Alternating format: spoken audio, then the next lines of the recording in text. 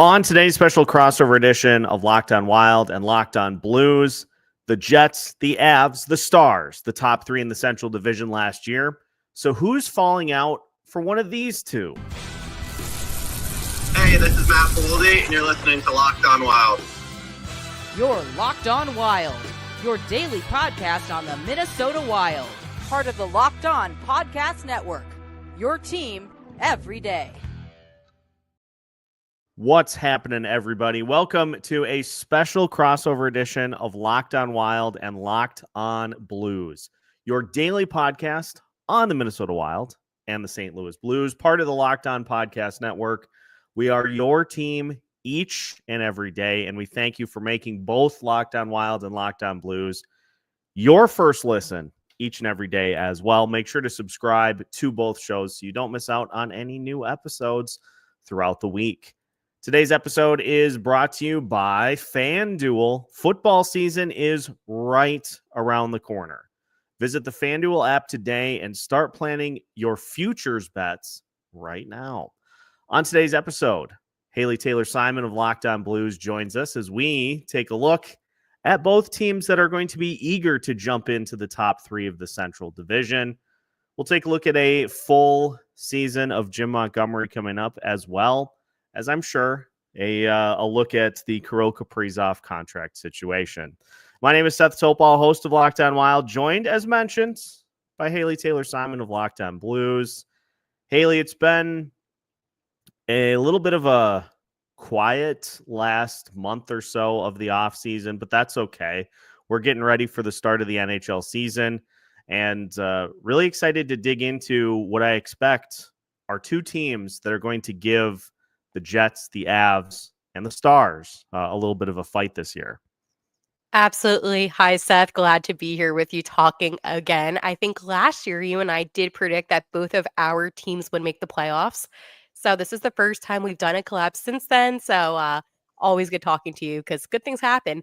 But yes, this is going to be a great season for both the Wild and the Blues. And I think that's the one time I'm going to say that about the Wild, in all fairness. But these are two teams that did surpass expectations last season with our other friends from the Central Division. So a lot of improvement, I believe, on both teams that kind of makes you and I in a position where maybe we look beyond the wild card. Oh, yeah, we're definitely going to have to talk about that here, too, in today's episode, because it's no secret the Minnesota Wild have not had fun times in the first round of the playoffs for the last decade. So we'll look at that, because that curse has to break at some point. It has to. But I did want to start, Haley, by talking about Jim Montgomery. I did an episode with my Monday guest, Alex, and we ranked the Central Division coaches 1 through 8. And Jim Montgomery took the first spot on our rankings list, because you look at what he did with the Blues when he took over. It was a Blues team that was, right at or under 500, kind of didn't have a direction forward. They were floundering. Defense wasn't great. Enter Jim Montgomery. He got him playing better. He got him to the playoffs. He got them to Game 7 of Round 1. And now you get the full offseason to put together the Monty plan, as I'm going to call it. So how excited are you, and how excited should Blues fans be to get a full season of Jim Montgomery after the taste we got last year? That's a great question. And as a fan myself of this team, I am so excited that he is back. Obviously, it hurt when he went to Boston, but he was able to do really great things for the Bruins, which gave me even more confidence for his return to St. Louis. And again, he's worked with a lot of the players on the Blues already, a lot of the veteran players he has worked with. So it's the younger guys that are just kind of getting used to him. But this is a really good opportunity for the older players to step up and to teach the younger guys, as you mentioned, the Mounty way. I call it the Monty way. But that's another thing that's a huge advantage to that. So yes, obviously him having a whole entire training camp and a whole entire season is going to set this team on the right note. And the one thing that he's able to do is he's able to bring that familiarity in. And I know when Berube left, it was difficult for the team, and I can't speak for all of the players, but I did talk to a couple players, like Braden Shen, and it's difficult when you have a coach that had a really good system and you lose them. And it's no disrespect to Drew Bannister, but he just wasn't connecting with the team. And even when I talked to Bannister, he didn't directly say that, but he was saying that the team was having a really difficult time picking up basic things. And then all of a sudden, Jim Montgomery comes in and the team kind of flipped a switch. So I think having Coach Montgomery's system, his presence in the locker room, but his presence also outside of the locker room is going to draw this team to do really great things. And it was kind of like, it's ironic that you say that actually, Seth, about you ranked him number one because of the turnaround the Blues had.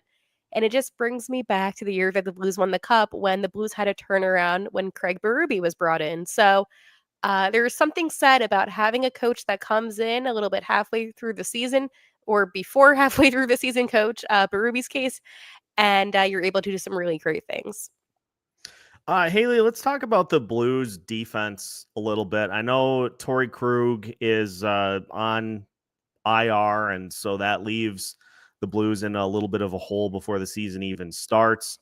How much of a concern should that be for this season, or is that something that you feel like there are players on the roster, maybe such as a Logan Mailloux that was brought in via trade?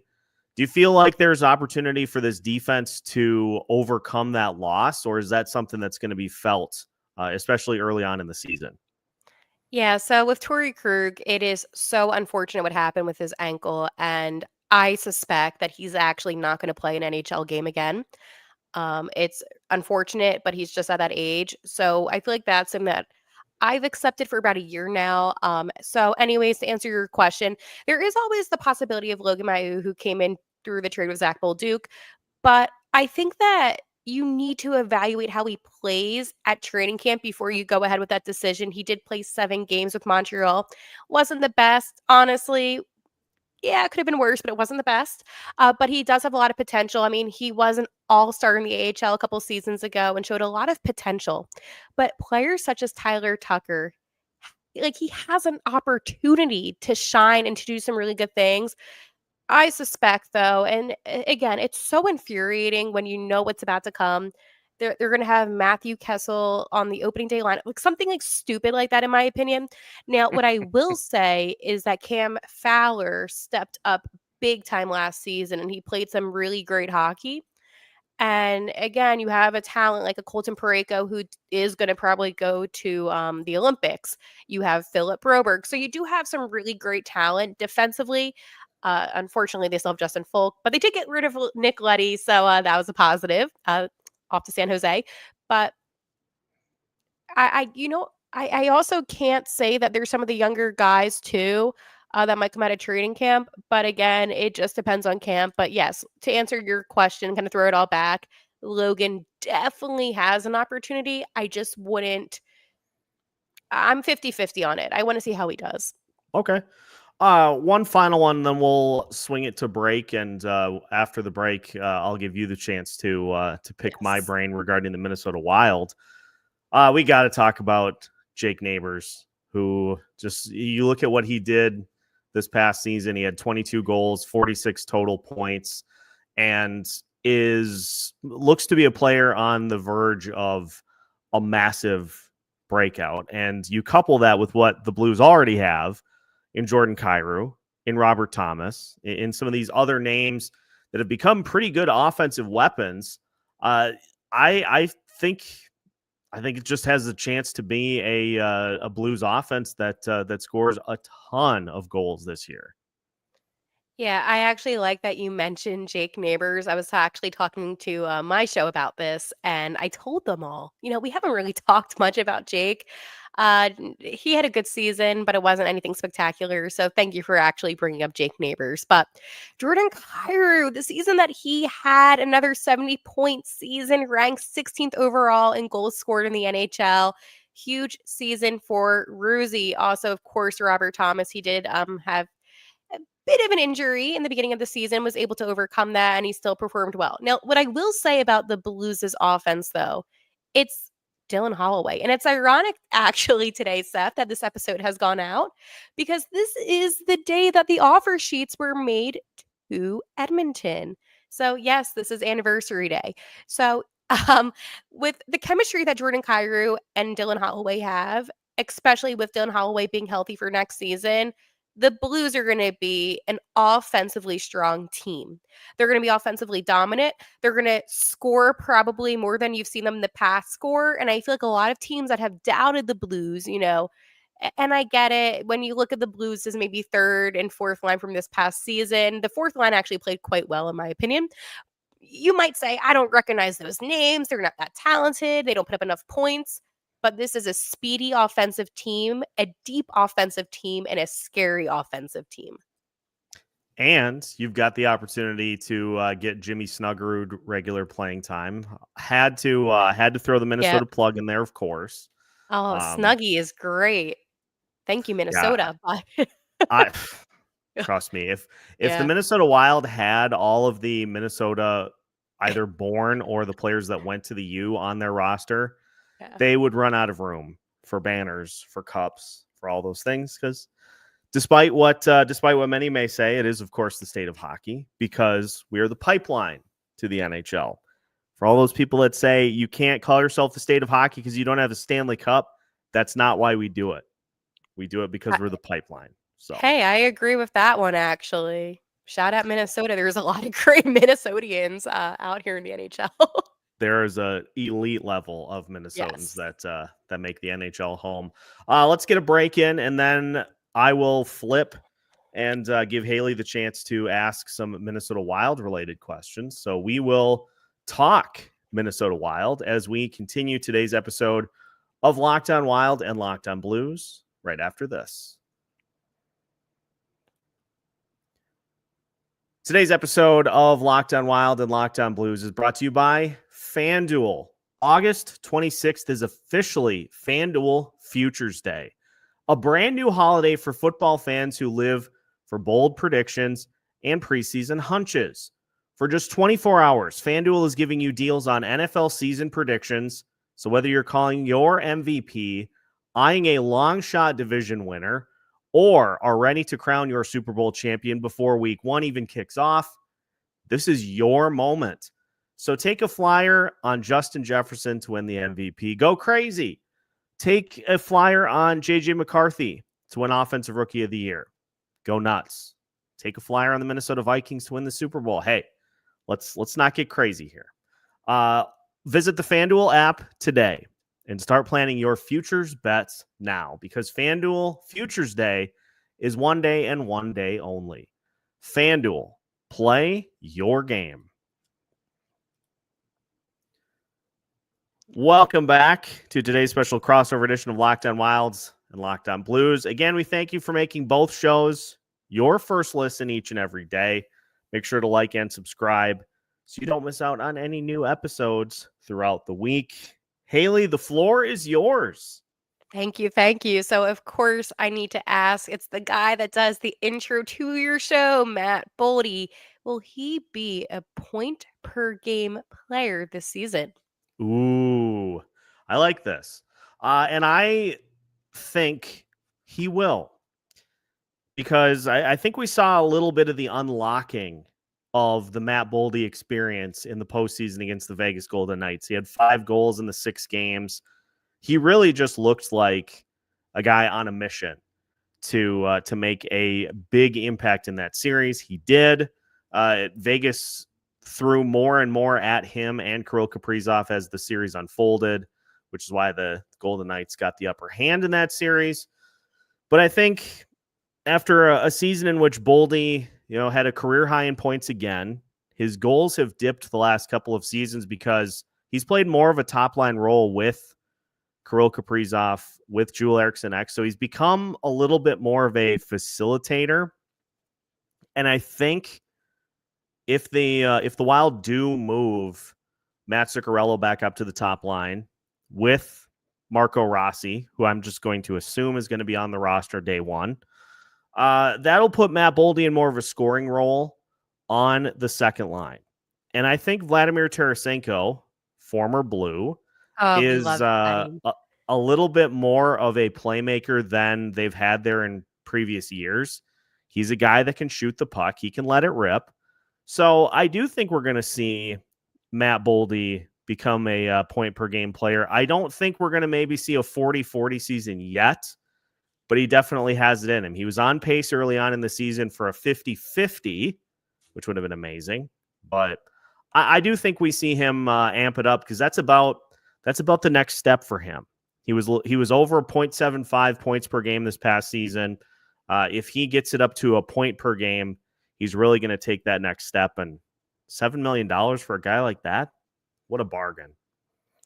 So it's no secret. We have to talk about the potential contract, potential extension for the one and only Kirill Kaprizov. I don't see why the Wild wouldn't, but I need to hear your thoughts on this because I'm really surprised that we're hitting almost mid-August and we haven't heard anything yet of an extension. Yeah, it is one of those things that just is interesting as time passes. You're like, how come this hasn't gotten done yet? And what Bill Guerin has been very adamant that, he's not worried. These sorts of deals take time. And from what we have heard so far this offseason, there hasn't been a ton. There have been some exchanges, the initial exchanges of like, here's what we want. Here's what the Wild want to go with. And so there's definitely some ground to be made up, some room to be gained by both sides in this deal. However, I will say the sides have not met in person yet. And that's when this is going to get done. And I have seen mentioned on social media too that, for as important to this franchise as Kirill Kaprizov is, you want to turn it into a big deal. So they're going to want to have, a big press conference. They're going to want to have social media, everything's. They're going to want to turn this into a big spectacle once he does sign. I don't get the sense that this is something that won't happen. It could be for less than 8 years, maybe 7, maybe 6. But I think it's going to get done. He likes it here. The Wild understand that if they don't re-sign him, that's going to set them back considerably. It's just a matter of dotting the I's and crossing the T's.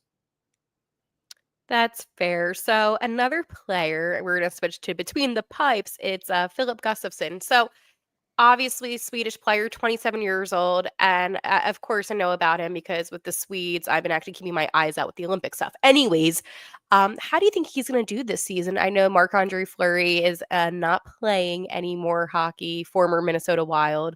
I wanted to throw that out there as well. But just going back to Filip, how do you think he's going to do this season? I'm huge on Filip Gustavsson and have been since he was acquired from the Ottawa Senators for Cam Talbot. Who do you think won that trade? Cha-ching! Mm-hmm. I've been a huge fan of Filip Gustavsson because I think you see the flashes of what a number one goalie can do. And obviously you, Haley, have had a chance to watch Jordan Binnington for the last several seasons. You can just kind of tell when you see those moments. Like I go back to the opening game against the Dallas Stars in the playoffs a couple of seasons ago, where he had, I think it was 51 out of 53 saves, and it was a double overtime win for the Minnesota Wild. And it's like many other things where you may not know how to define like what is a number one goalie, but then when you see it, you point to it and you say, that's it. And what Filip Gustavsson did in that game, that's a number one goalie.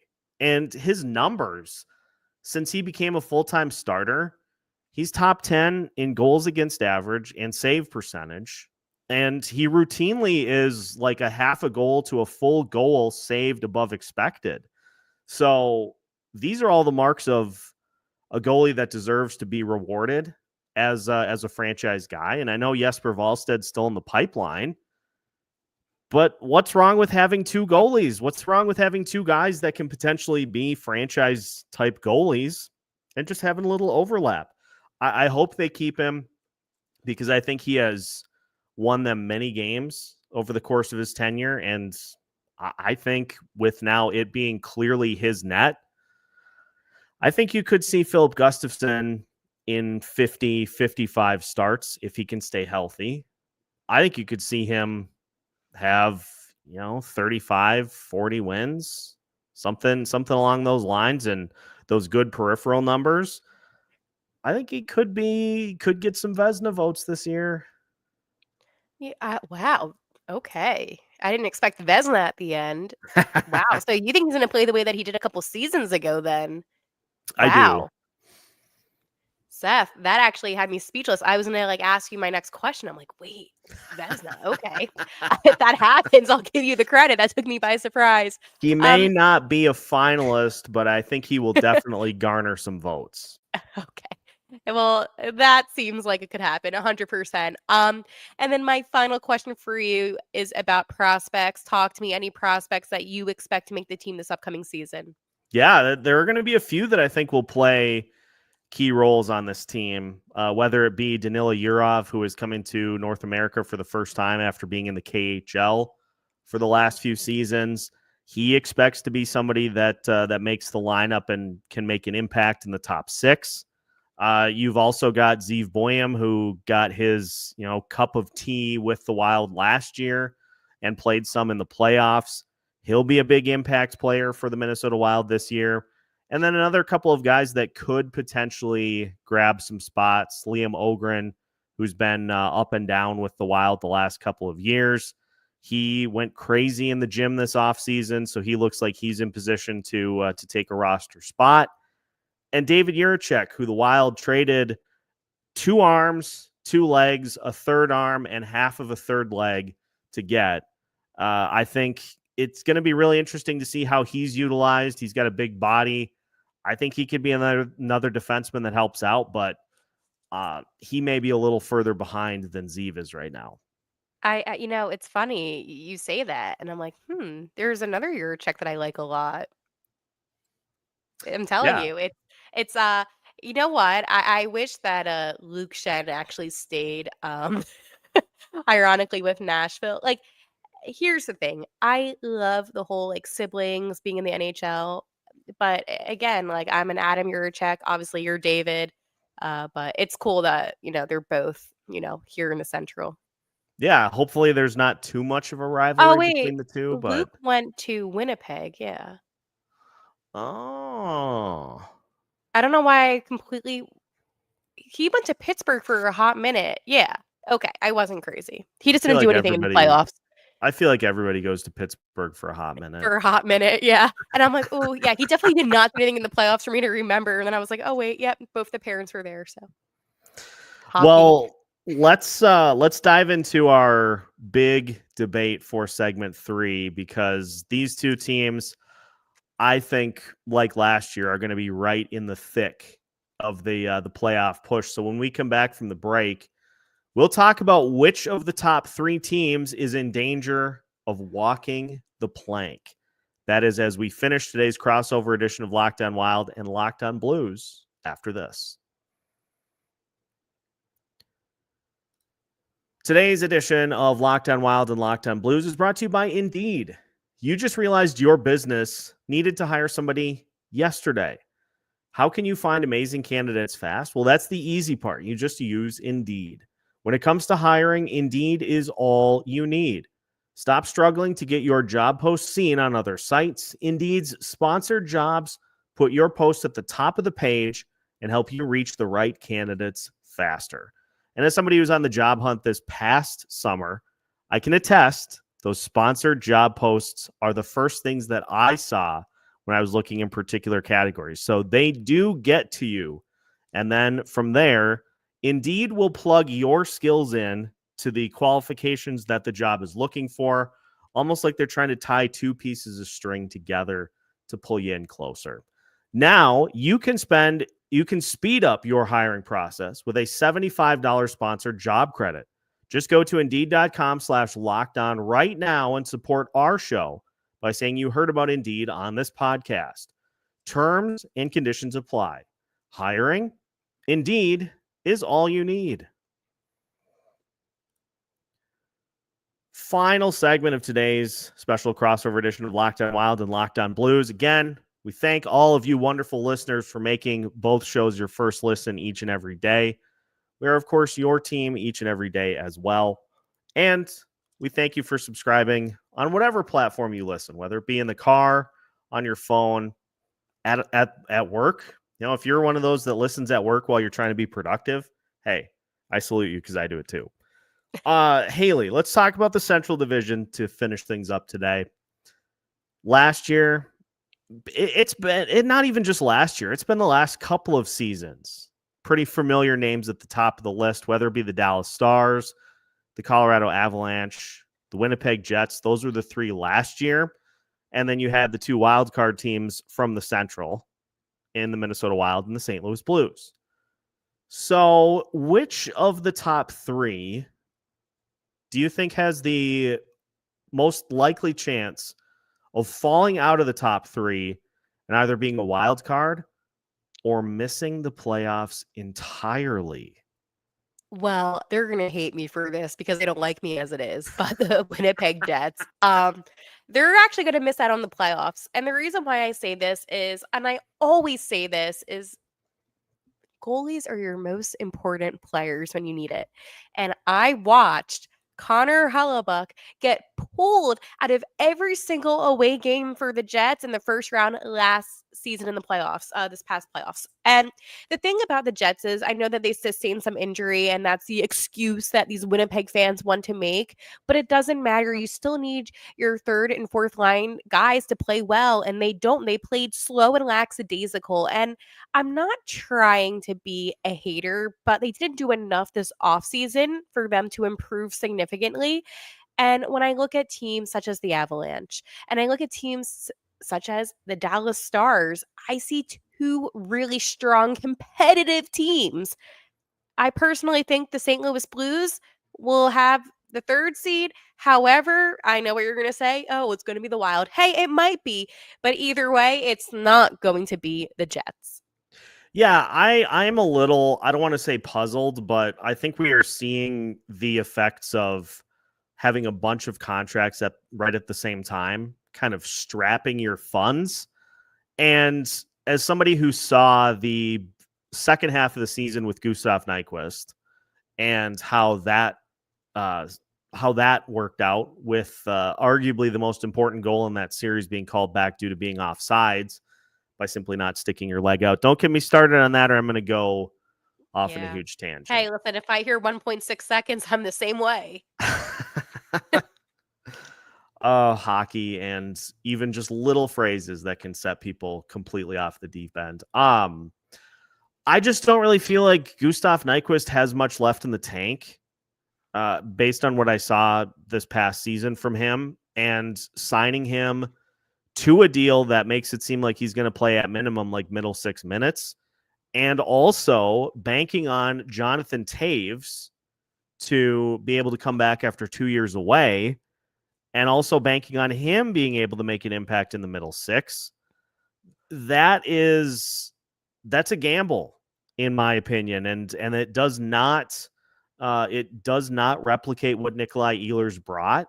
So I think the offense will regress for sure. As far as the goaltending goes, Connor Hellebuyck had maybe one of the greatest goaltending seasons you will ever see in the regular season. But it's pretty clear that the amount of games that he starts on a year-by-year basis is starting to catch up with him and is leading to him just kind of running out of gas in the postseason.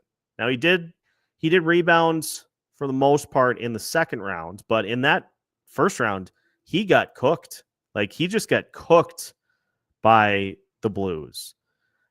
And I just wonder if he even is like 90% of that this year, how many games that's going to cost the Jets. Like, that's the difference between winning like 52, 53 games and winning 44 or 45 games.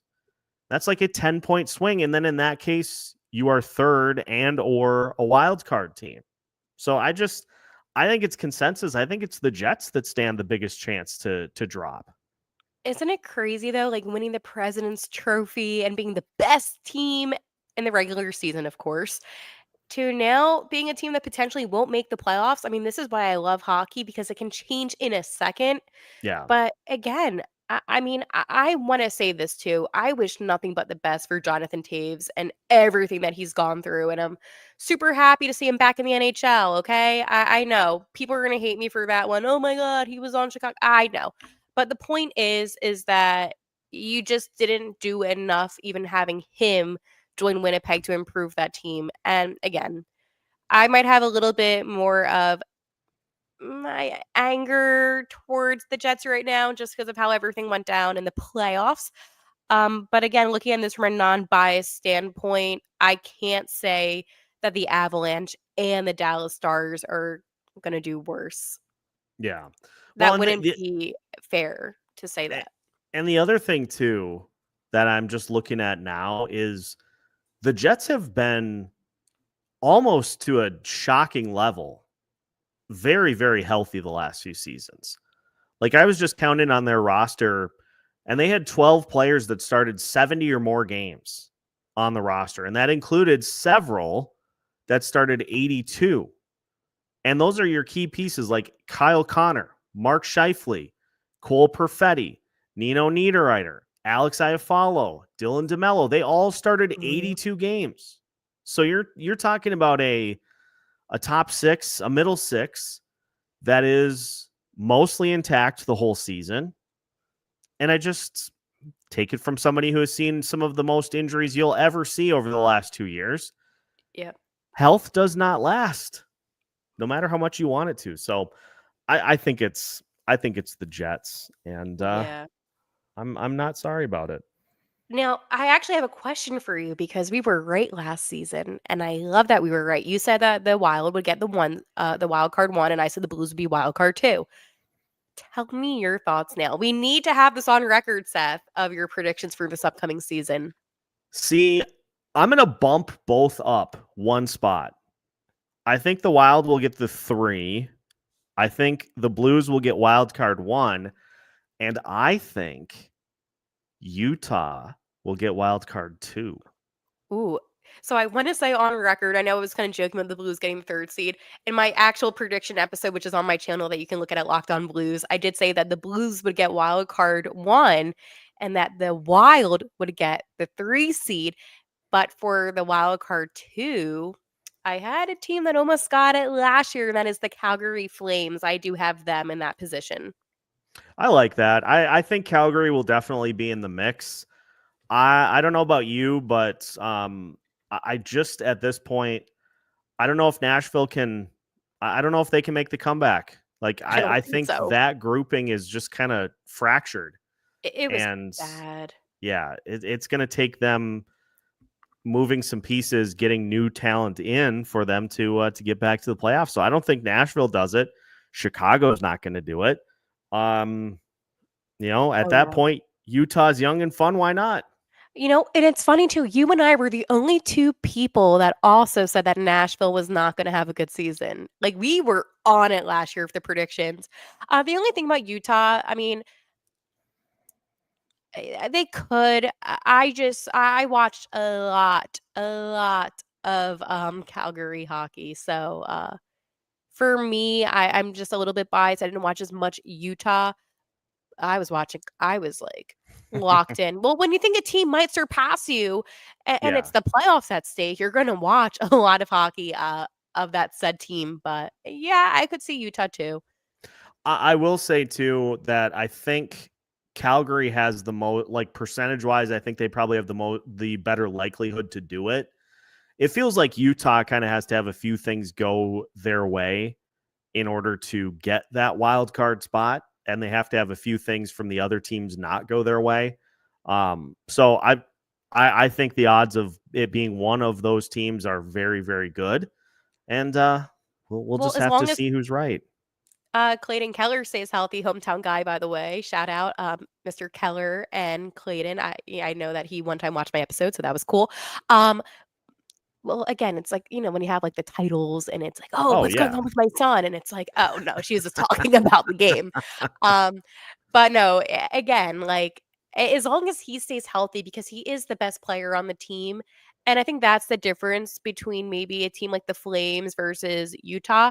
I'm still going to want to say Utah Hockey Club. It's going to take me a minute to say Mammoth. But when you have a player that stands out, but yet you have a team that has players maybe that all don't stand out as much, but kind of just are consistent, it's a very interesting perspective. You need to stay healthy, 100%. Yeah, it'll be very interesting to see how this division plays out. There could be a big fight for the top three. There could be a big fight for the wild card, but we know for sure hockey's getting close. So, Haley, thanks for joining here today. Listeners, thanks for tuning in as you do each and every day of the week. Make sure to subscribe to both Locked On Wild and Locked On Blues so you don't miss out on any new episodes as we get closer and closer to the start of the regular season. You can find both shows all week long as part of the Locked On Podcast Network. We are, of course, your team every day.